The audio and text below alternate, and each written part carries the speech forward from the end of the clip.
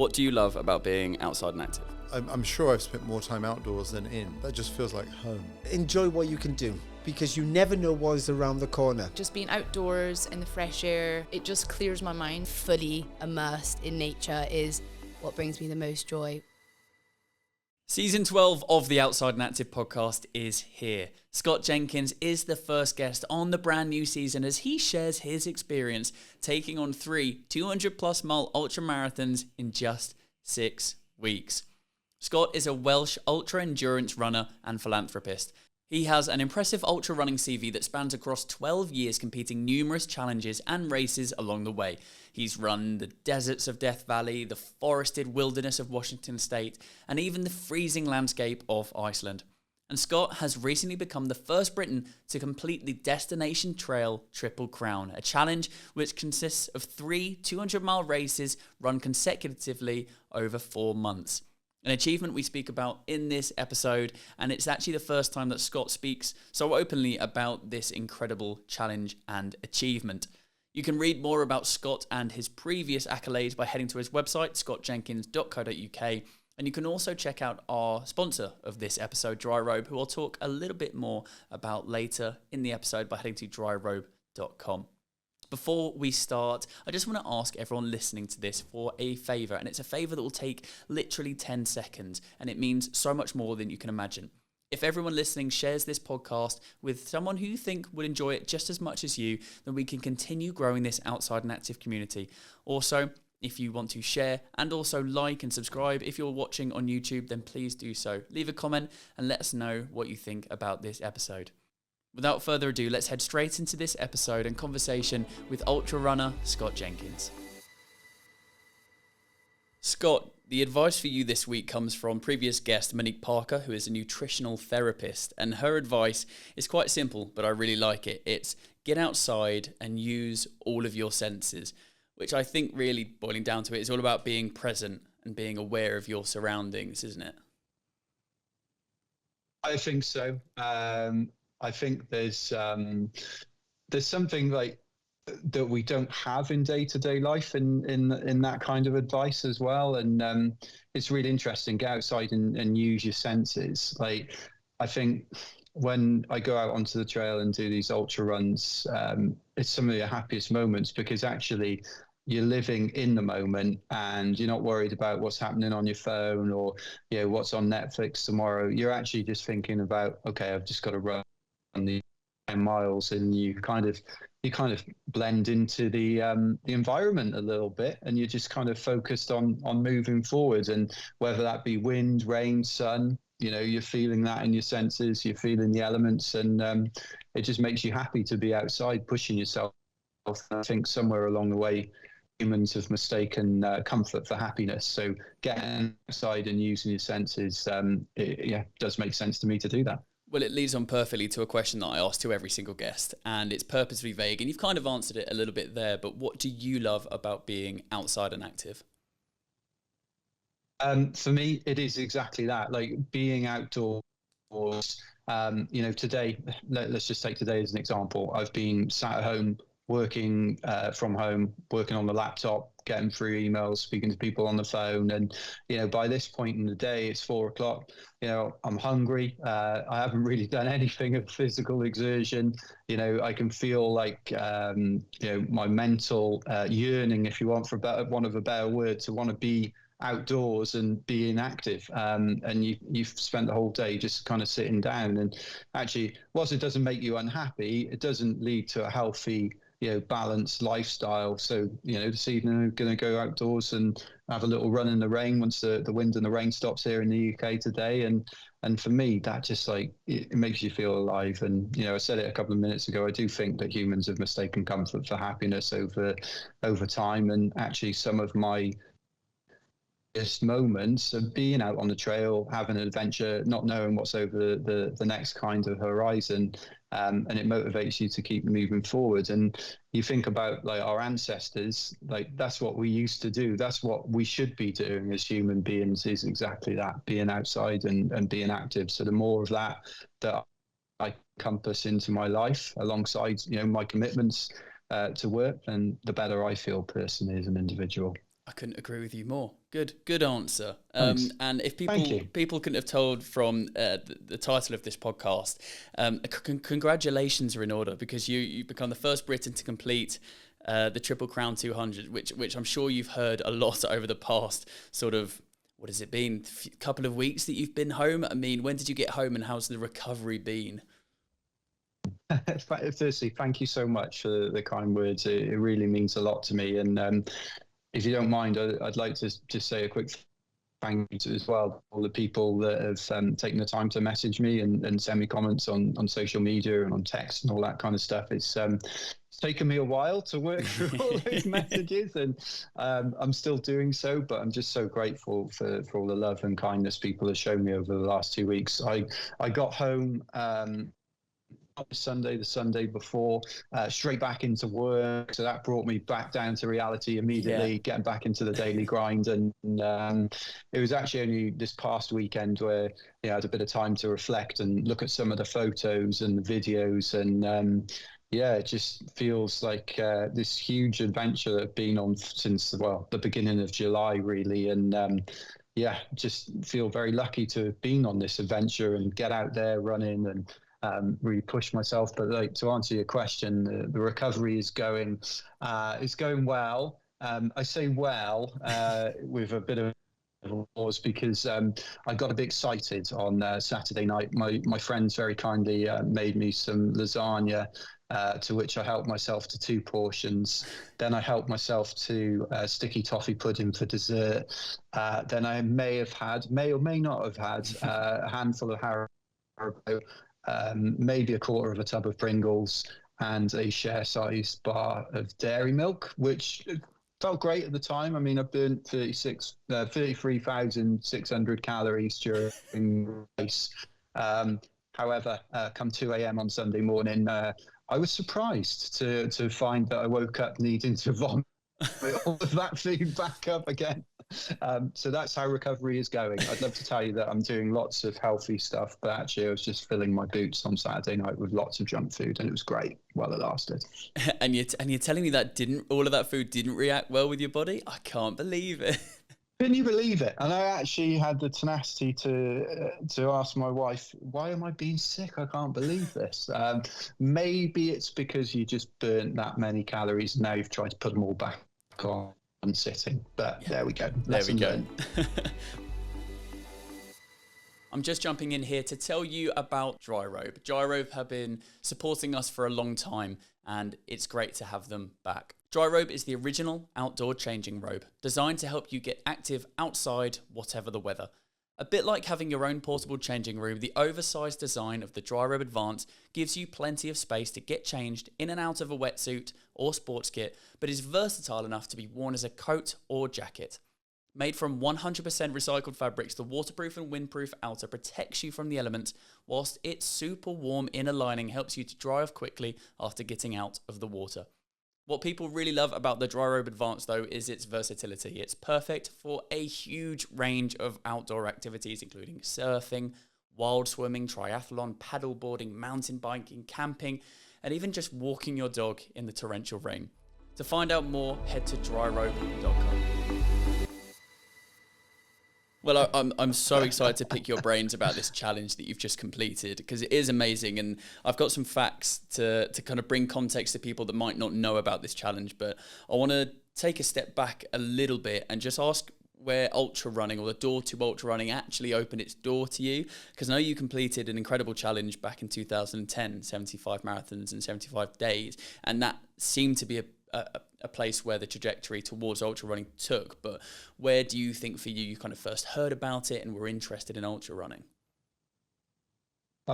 Thank you for the kind words and asking that question. I appreciate it. So it all started for me, back in 2010, and you're absolutely right. It was around that period. I'd always played football, not to a very high standard, as you can imagine.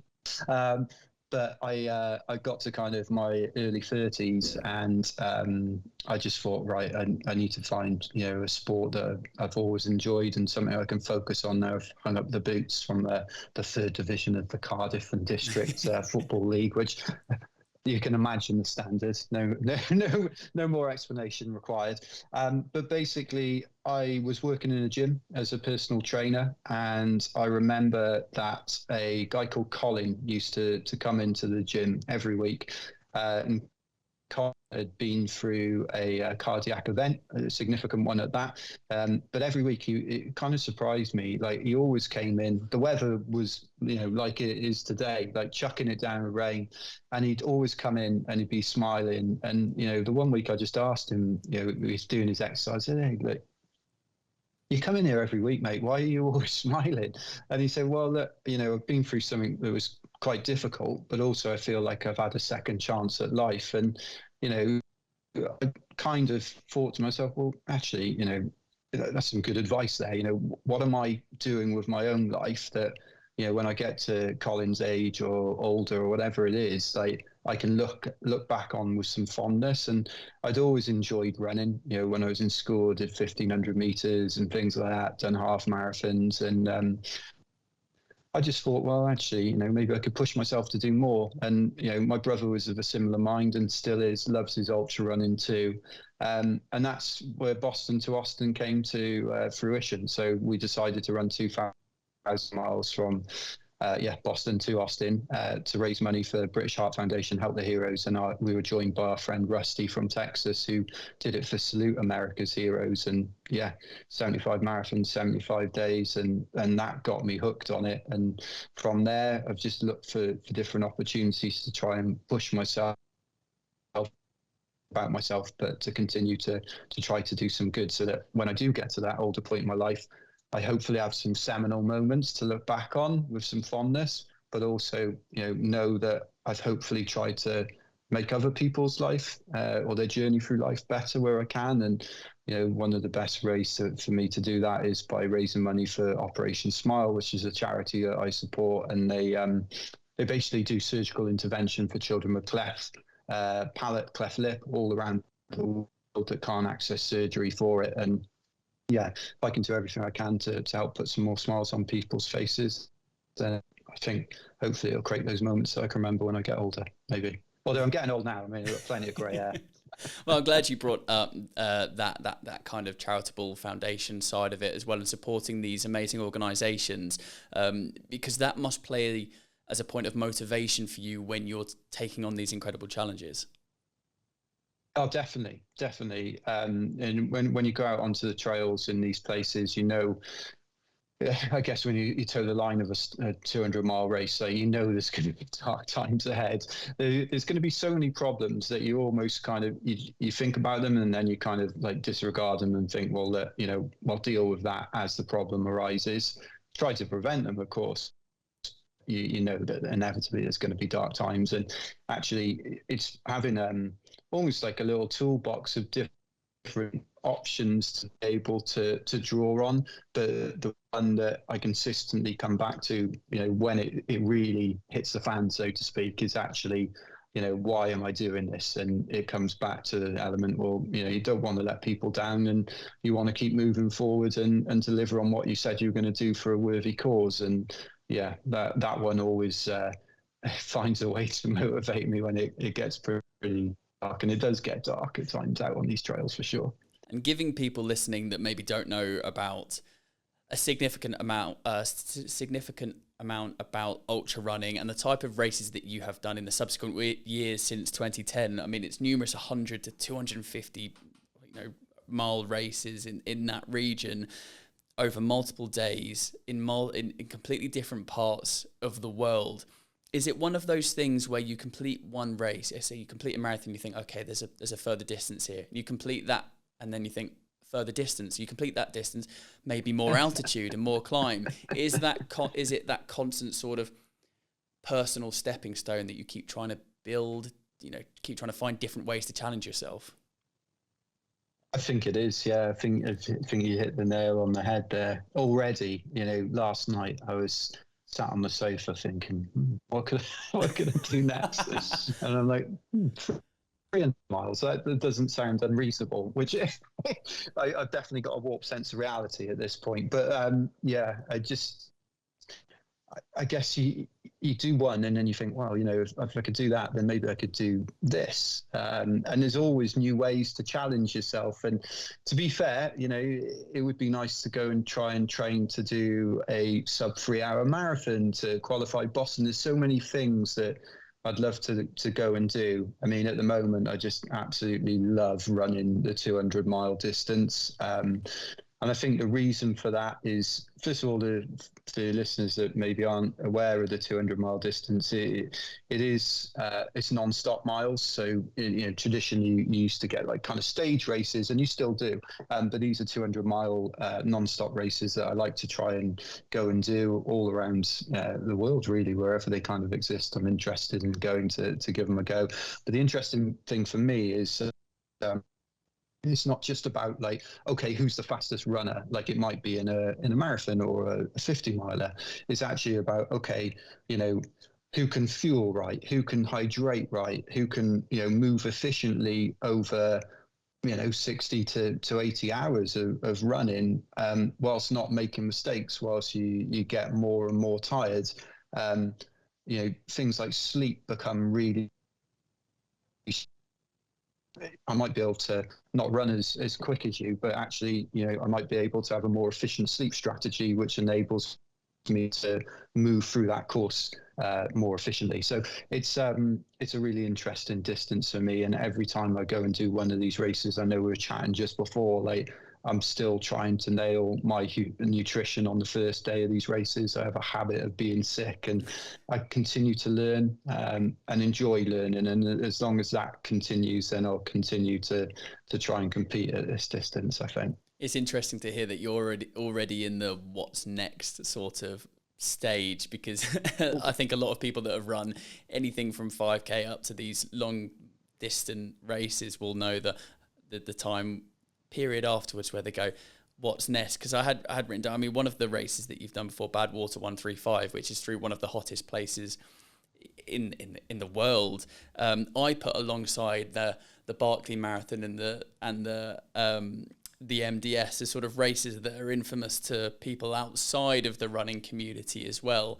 I mean, obviously I've mentioned one that you have done, but there's two there that maybe that you haven't done. Have they been on your periphery, or because they're not 200 miles, you're not interested? I love the Badwater experience as well. That was amazing, especially for us from the UK, like going to run in Death Valley. It's like 52 Celsius, and you can probably tell I'm a pasty Welshman, so I shouldn't be anywhere near temperatures in that kind of extreme, but we got it done. And I couldn't do it without the help and the support of the people, me and my crew and my wife. But would definitely love to go and do Barclays for sure. Like I would love to get into that. I know I met Laz a couple of years ago at the National Running Show, and I definitely mentioned to him that I would love to do it one day. So yeah, I've always had, like, bizarrely quite a good sense of direction.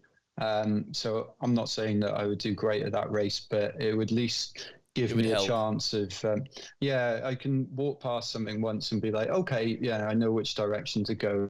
It's like an ingrained thing in me. It's a weird thing, but I have got a good sense of direction. So I think it would be all right for that race, certainly to try it at the very least. And then Marathon des Sables, not so much. I think, it's a very, very tough race.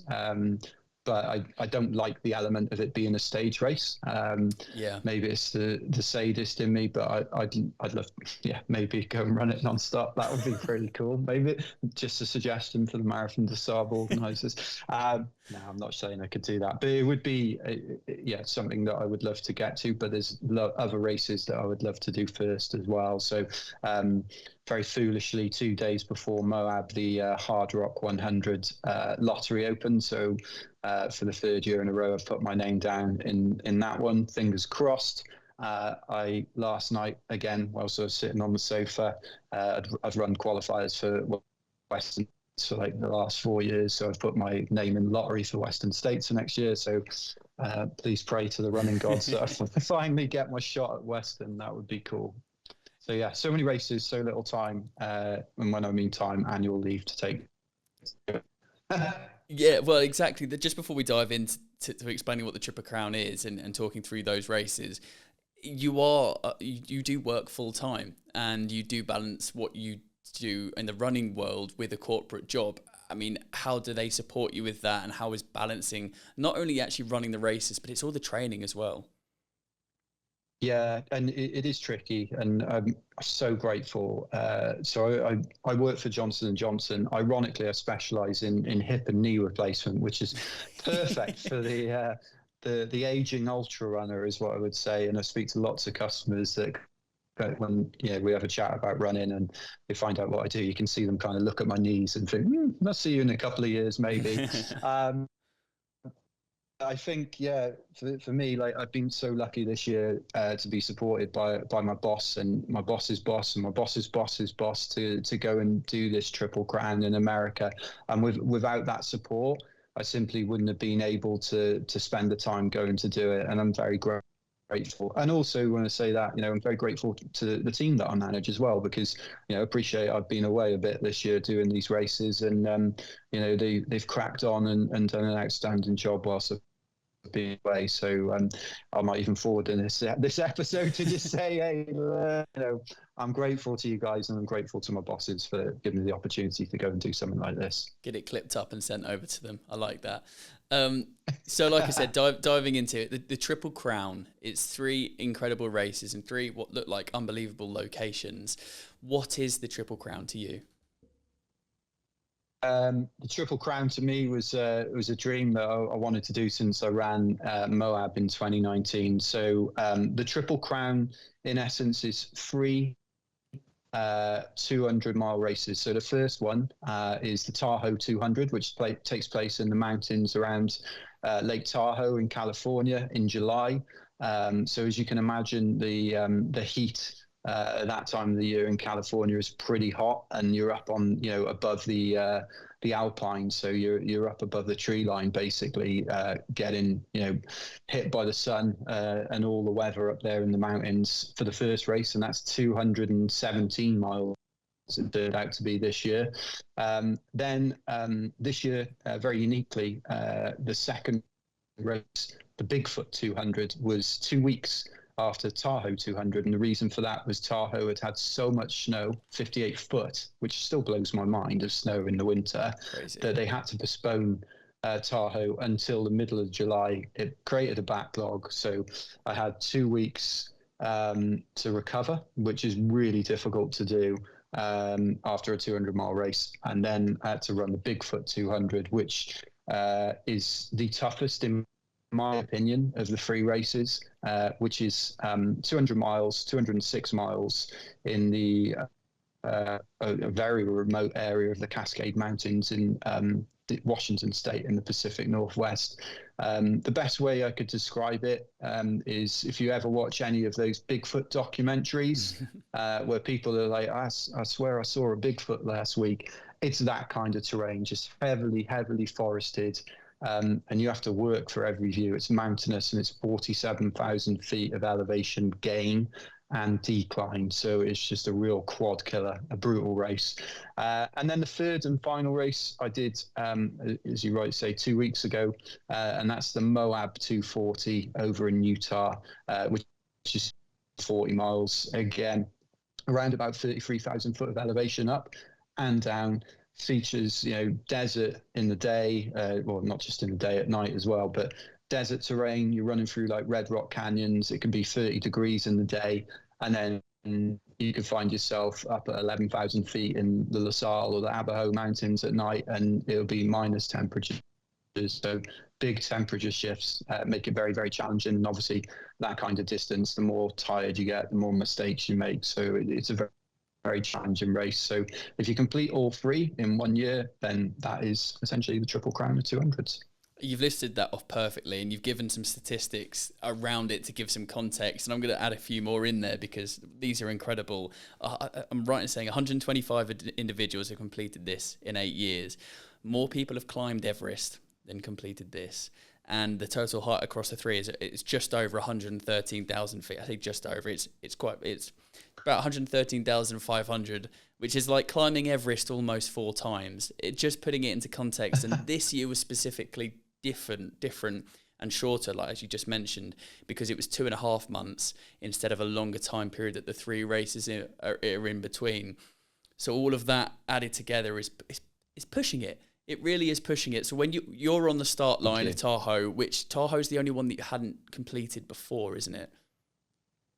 Yeah. So you're in the start line for that. Are you just thinking, right, one race at a time, or does your mind drift to the entirety of the challenge?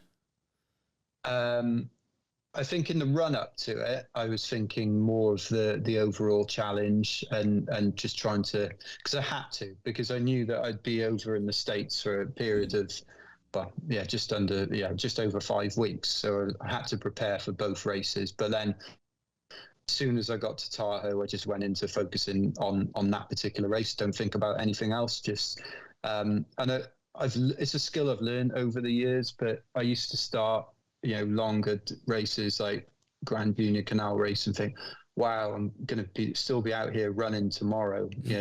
When you start at Tahoe, you think, wow, I'm still going to be out here running in probably 3 or 4 days' time, which I find super overwhelming. So all I do is just break it down into segments. So when we started the race, I had to put my sun hoodie up and put my hat down and just thought, right, just get to the first aid station at 15 miles. You know there's going to be altitude. You know it's going to be hot. Just got to trust in the process and trust that you've trained all right. And then if I can survive the 15 miles, then I can get to the turnaround of the out and back, which is at 30 miles. And what was really interesting at first, I think it was the second 15 miles from 15 to 30. We had the biggest climb of the course over Armstrong Pass, and you're climbing up it in the heat of the day, and it was really not much, water up there. And you climbed over the top, and I ran down the other side, and I was just thinking, oh my God, I've still got to climb back up over this. And then down the other side of it, just to get back to my crew at 60 miles. And then even after that, I've still got 140 miles left to run. And it was meant to be 200 miles. And for whatever reason, I ended up with 217 miles. But I didn't go wrong on my file, on my GPX direction. So I think it just winded up being a little bit further than we thought. A little bit further. 17 miles further, though, at the end of 200 is a little bit longer than you'd probably want, even though a little bit longer. It's funny you say that, because when we got to, I think it was, like 203 miles, I began interrogating my pacer as to why we weren't finished. And I remember him turning to me and it's like, dude, it's my pacer, Tim, great guy, American guy. He goes, dude, I need to tell you, we still got 12 miles left to run. And I was just like, oh God, because you're doing the maths and you're thinking, well, 12, okay, maybe this is going to take another 3 or 4 hours, especially in that mountain terrain. Like, you're not dropping 7-minute miles down the trail at mile 203 to mile 217. You're probably looking at like 17-minute miles. And that's if the terrain's good. So that actually really got to me, and I had a little meltdown, not in a just in a sobbing kind of way on the side of the trail, questioning my life decisions, and saying, I really need to get done before sundown. And actually, that was because I'd built my sleep strategy right, and I'd got it right. And all of a sudden, I'd got to the point where I thought I'd be done and, I'd be resting and going for a sleep. And all of a sudden, you're staring down a barrel of an extra 4 hours of running in the mountains. And that was overwhelming for sure, that moment. But I just knew I needed to keep moving forward. And at that point, I was sat in 16th, and I just wanted to do my best to stay in the top 20. And I was very fortunate to do that, thanks to the help of Tim. He managed to motivate me and cajole me up the mountains, and came home in 19th place. So I was pretty happy with that for the first race, because I wasn't expecting to be in the top 20 for the first race, because to be a quicker field too. So it was pleasing. So what position you're in during the race? You can check the tracker, or do people just know? A lot of the time you don't have signal, because the races are so remote, so you don't have signal. But actually at Tahoe, we had a bit of phone signal towards the end. So as we were coming in, I was able to kind of like look at it and go, Okay, you're in 15th or 16th or wherever it is, and you're thinking, okay, I've still got a decent advantage over that person, or not, as the case may be.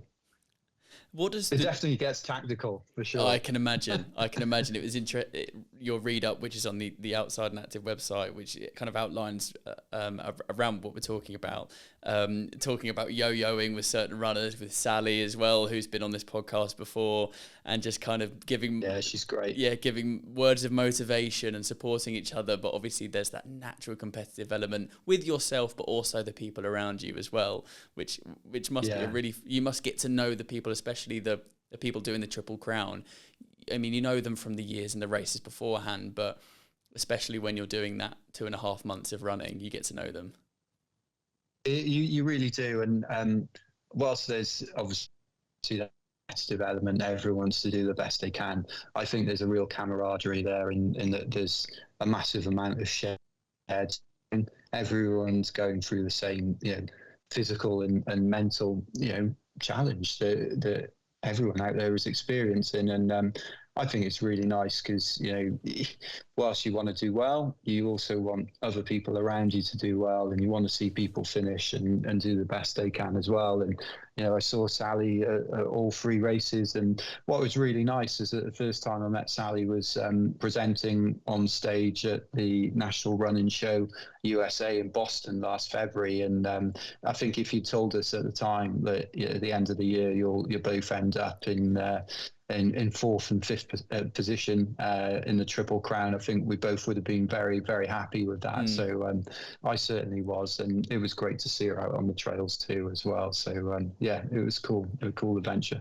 So you finished Tahoe, and it's during record high temperatures, and you're thinking, right, I've got 2 weeks of recovery before I then take on Bigfoot, which is a race that you've completed before, but you've also not finished before 2 times. So how does that 2 weeks look? Yeah, it was a really interesting one because unlike my recovery post Moab, I knew that I had to be a little bit more sensible in my approach to it. So immediately, I'm coached by a great ultra runner. I'm sure you know of him, Jeff Browning from Arizona. He's actually the course record holder for the Moab 240. He's won Hard Rock multiple times. Fantastic runner. And he basically told me everything to do. So it was really in a high protein diet, trying to get the inflammation down. So we did that. Then we did cryotherapy. So myself and my wife, Abby, who was also crew chief for the Triple Crown, we went on the road. So we did a little tour around the US for 2 weeks, went up to Idaho, got cryotherapy. I'd taken over my Theragun, I'd taken over my Therabody recovery boots as well, the compression boots. So they helped a great deal. And then it was just trying to, eat healthily, rest, go in the water, try and get the swelling down. All those things just to try and calm your body down so that it's ready to take on, like I say, the most difficult race of the Triple Crown, in my opinion. And I thought I was ready, and I think I did everything I possibly could to do it right. But I knew it was going to be a really big challenge going into Bigfoot. Yeah, 47,000 feet of elevation, like you said earlier. And did you say there were sores underneath the bottom of your feet, or it was really sensitive, which was causing pain? Of course, when you're coming up to something, we know there's going to be some difficult climbs. It's not really what you want. No, absolutely not. And I had blister damage, so there weren't sores as such. Like obviously the skin was still pretty beaten up from the Lake Tahoe race. But the biggest thing was underlying sensitivity to the of my feet. So as soon as we started the race, after about 3 or 4 miles, you could feel the damage that was being inflicted on them, and all those Tahoe miles kind of came back to you, like, oh wow, this is going to be tough. And then after about 6 miles, you come up on the side of Mount St. Helens, and it's all volcanic black rock. So actually, sorry, it's about 6 miles in, all volcanic black rock. So the heat is not just up above you. And again, it's 30 degrees, right? It's America in the summer, it's hot. It's bouncing down off the rocks, it's hitting you. And I remember I went to wipe sweat from my eye. And as I did, I was running, obviously. And I just kicked this massive rock in the middle of the trail, and immediately felt this like huge pain, like through my big toe all the way up my shin. I just thought, oh my God, this is going to be one of those days. A couple of miles later, snap a pole. And it's just the whole of the first 60 miles for Bigfoot were an absolute sufferfest, like nothing I've ever experienced before. And Bigfoot, every section of that race is tough. So just trying to even get to my crew at 42 miles was a massive challenge. And I, again, spent most of that first day vomiting, trying to keep food down, trying to stay hydrated. And it wasn't because I didn't have a good plan in place. It's just, it's 35 degrees Celsius and you're trying to carry, 3 liters is probably the max that you can carry, maybe 3.5. And you'll run out on that kind of terrain because you're simply going to be out there for too long. So it has an effect that way as well. So it was rough the first day of Bigfoot. Outline how important the crew, like you said, mentioned Abby there, who headed up the crew, how important the crew are across all of these races, because they're going to see you in periods where you just either don't want to see anyone, you're emotional, you're angry, you want them to know what you need before you tell them what you need. How important are they? Honestly, I know there's people that run uncrewed, but personally, I don't think I could do it without the help and support of my crew. They're just incredible. So Abby is my wife, and she crewed for all 3 races. And then I was joined, so lucky to be joined by so many members of the running community. So Tim, Jake, my friend Bill, Linnea, Devin, my friend Ben, who came out to the last race, my coach Jeff. I think I've named everyone there. But they were just, and they're by your side in some of the toughest moments. And typically, you're not allowed to pace her in these races until maybe, I think Bigfoot's 42 miles, but the other 2 races are like 60, 70 miles. So when you get that pace, and that's such a big difference. It really does. And, there were some pretty scary times as well. At Tahoe, Lee, who joined us for a section, and Molly as well joined us for a section at Bigfoot. But at Tahoe specifically, we were running up the trail on an out and back section near Tahoe City. It's not a city, it's just a trailhead pretty much. And we're running up the trail, and Lee says, stop. And we look up the trail, and there's 2 bear cubs. And we're like, what do we do? And you say, dude, just don't move. There's going to be a mama bear somewhere around here. And sure enough, we look over to the left-hand side, and this bear stands up that's the size of what looked like a Nissan Micra to me. It was just absolutely enormous. And I said, what do we do? He said, just don't move. And the cubs, there was this, it probably lasted 10 seconds, but it felt like 10 hours. The cubs ran across to the mum and they took off. But being in that situation without a pacer would have been utterly terrifying. Similarly, in the last race at Moab, me and Devon were running up the trail, and it was in La Salles just before dawn on the last morning of the race. And these are things you don't really, deal with in a UK trail race. No, not really.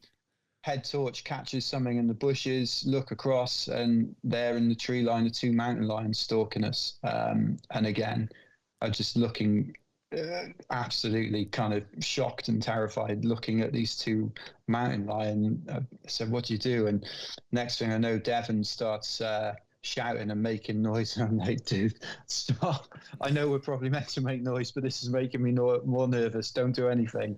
And we stood still for about a minute, and we just decided, I said, look, let's start walking up the trail. And we start walking up the trail and eventually get around the corner. I was like, go as quick as we can, let's go. Then they are 7-minute miles. Yeah, I'm pretty sure if you look at my Strava, I probably go from 17-minute miles to 4-minute miles or something for 3 miles, and then die again. Yeah, they're the times that you really wish you were hallucinating and not encountered with wild lions and bears. Terrifying. And they're 400-pound apex predators. And early in the race, going into the second night, I'd seen a dead cow on the side of the trail. It was only when I got alongside it that you could see that mountain lion had ripped its throat open, and you're just thinking, oh my God, going into a night section in the mountains on your own, and that's pretty unnerving, that section, to be fair. Absolutely. Well, you made it through. You finished 25th at Bigfoot. Sally pipped you in the first one. You had her in this one, and then you had a bit longer of recovery, but you head back to the UK, and then you go back to work. Can you switch off in that time, because then you have to switch back on again, or are you actually quite grateful for the break? I was actually quite grateful for the break, just to get home, eat some home cooked meals, get back into my routine. And typically, during the week I train in the gym or on the treadmill, and do it that way. And then on the weekends, I tend to do my longer runs outside. And that's the way that I like to work. It works for me. And it gives me the balance alongside, a very busy kind of corporate job. So that's the best way that I can do it. So being at home, having the break made a big difference. And then it allowed you to kind of rediscover that enthusiasm for the last race as well. Because you think, right, okay, I've got this to look forward to. Which is probably why I'm already thinking, well, I need something to look for. And because this is your favourite race that you're going into by your own claim, the Moab 240. Am I right in saying you have the British course record in that as well? Yeah, I do. Yeah, so 77 hours in 2021. So you have you have confidence coming into this race, or are you still kind of, concentrating on what you need to do? I think it's a balance, yeah. Like, confident that I know the course, but not overconfident enough to know that, anything can happen in a 240-mile race. I mean, you're literally running. I Googled this the other day to see how far it was, and it's literally like running out my door here in London all the way to the Lake District, but on very remote and very difficult technical trail. So you're going into it with knowledge of the course, but also the reality of, like, you could roll your ankle in the first mile, especially on that kind of rocky terrain. So I didn't feel like, oh wow, this is definitely in the bag. It's like a victory lap. I actually felt like, oh wow, there's a lot of things that could go wrong, knowing how difficult this course is. And all of these courses are unique because they're either point to point or they're loops. They're not out and backs, and like you said, they're not stages as well. But was Moab made longer and higher this year as well? Yeah, good knowledge. Just to add to add all of that on to what you've just done. Just to improve the torture a little bit more. So yeah, basically they added an extra 12 miles to make sure that it definitely came out to 240. So that meant an extra climb. Shea Mountain in the Aberhose is already a very difficult and long climb, which features a big climb up, a false summit, another climb, a decline down, then another climb up, just to get to the top of Shea Mountain aid station. Then they've added an extra section, which is 6 miles more of straight up climbing, up over the new high point of the course at 11,000 feet in the Aberhose, back down the other side to Monticello Lake, and then an additional aid station there. And then after that aid station, some more miles to get you back onto what was the route. And then later in the race, in the most difficult section, the La Salle Mountains, they added a new access point from Pole Canyon into the Giza Pass section, which I complimented Candice and Garrett, the race directors, at the end of the race, and say, you've managed to find a bit of Bigfoot and bring it down to Moab, because it was just fallen trees, overgrown brush that you're just pushing through. And I went into that section probably 1:30 in the morning. So, you imagine being in a deep, dark forest on the trail in the UK, and, multiply that effect by 10. And it's unnerving at times, and you do get nervous and scared because you're thinking this is tough, but my God, it makes you feel alive when you do stuff like that. I bet the adrenaline rush. You mentioned their race directors and aid stations. What is the organisation like for these races? Because obviously a lot of work needs to go into them. It's incredible. Honestly, it blows my mind. And Destination Trail, the organisation that put on these races, you can't fault them. Just absolutely brilliant people, like so enthusiastic. But The courses are just amazing and so well designed. They really challenge you, but you get to see beautiful scenery. Every difficult climb at Bigfoot ends with a beautiful view of Mount St. Helens or Mount Adams or whatever it is. And it's the same at Moab. You push yourself, but you get to see some incredible things. And then you add to that the fact that these are extremely remote races, and you'll get to an aid station 3 a.m. in the middle of the deep dark forest or the mountains, and there'd be these most enthusiastic volunteers and staff cheering you on, getting you anything, dealing with blisters, and not only that, like the dining options. I mean, it's crazy. You come in like, do you want a burger? Do you want a quesadilla or a wrap? Hash browns, grilled cheese. All those things, they've got them for you. So the Americans are very good at those kind of aid stations. And I think race so remote and go on for so long, you do have to have that real food element for sure. And they're very good at bringing some of those creature comforts into the wild, I guess. I mean, you can have all of that food, but you might know that in the next hour it's going to be coming back up, unfortunately. Exactly. It's But good in the moment. Enjoy it while it happens. Yeah. So obviously coming towards the end of that race, I mean, you finished 14th out of 200 starters, which was amazing. At what point towards those last miles do you start to let your mind wander, or is that quite a dangerous game? As in wander, as in I'm almost there, I've almost completed it. And when did the emotions start to sink in? It's really interesting because you mentioned earlier about, like, did you think about the whole of the Triple Crown, or was it individual races? Actually, coming into the last race, I obviously did think, this is on, but you've got a long way to go. And I got to it was the 200-mile aid station after the toughest section, Giza Pass, and I thought, well, as long as I can stay fit and healthy, I can get to the end here. And there had been points along the journey that you kind of thought, what's it going to feel like to run those last couple of miles? Because the last couple of miles, you come out of the wilderness, you come off a massive rocky plateau called Porcupine Rim, which is high above the Colorado River, and you've got to descend, and you come down onto a road section, and the road section's 3 miles. And the last time I ran that road section, I ran it really, really well. This time, I envisaged what it'd feel like, maybe running with the Union Jack and the Welsh flag, and I envisaged this daytime finish that was similar to what had happened when I went there in 2021. It was nothing like that. It was a real battle of survival. So I came through the 220-mile aid station. It was getting towards sundown. I knew it was going to be really technical and really difficult. Once the sun went down on that section, I'd had previous battles on that section as well. And I had to really work just to get myself down to the road. I was very tired, very confused, uncertain as to why we were still running the race, questioning my pacer on directions. The best way to describe it is like, imagine trying to get a drunk into a taxi in central London or Cardiff, when that taxi is and that drunk are on the side of a cliff in the middle of the night, and they've run 220 miles. Very, very difficult. Yeah. And eventually, it's challenging. There's no beer. I was sleep drunk is the best, or run drunk is probably the best way to describe it.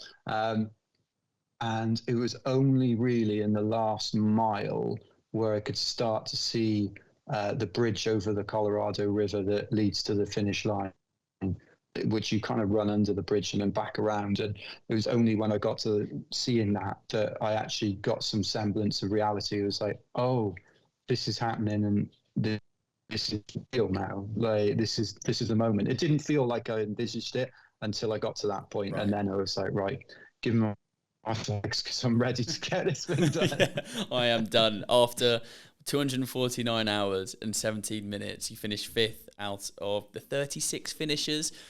And 50% of the runners that started the Triple Series dropped out for various different reasons. I mean, that in itself just shows that people taking on these type of races are hardcore ultra runners. And for that to be the dropout rate and for you to finish 5th is an unbelievable, like you said about yourself and Sally finishing 4th and 5th at the Boston Run Show. And then, thinking that would take place a year later. Unbelievable feeling. And what's extraordinary is he only slept about 8 hours across the 3 races, which, like you said, that's why you have to get that sleep strategy right.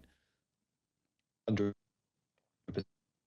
And I just, even now talking to you and recounting it all, this is the kind of first time I talk to anyone really about it in detail. And it all seems like a bit of a dream, to be honest with you. And I just feel very fortunate to have had the opportunity to go and do it. And just means the world to me to be the first Briton to do it. So it's been a hell of a journey, but I'm glad I got it done. And on the account that you gave, which is again on our website, you thoroughly encourage anyone to go and take it on, because there sometimes can be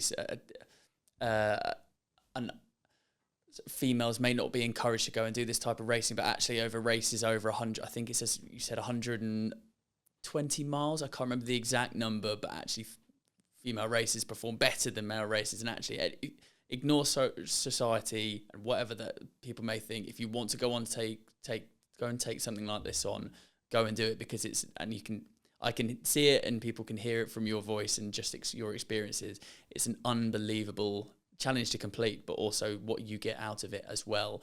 And supporting the charities and the organisations that you mentioned at the beginning as well, incredibly important. So all of that being a package together, an unbelievable experience.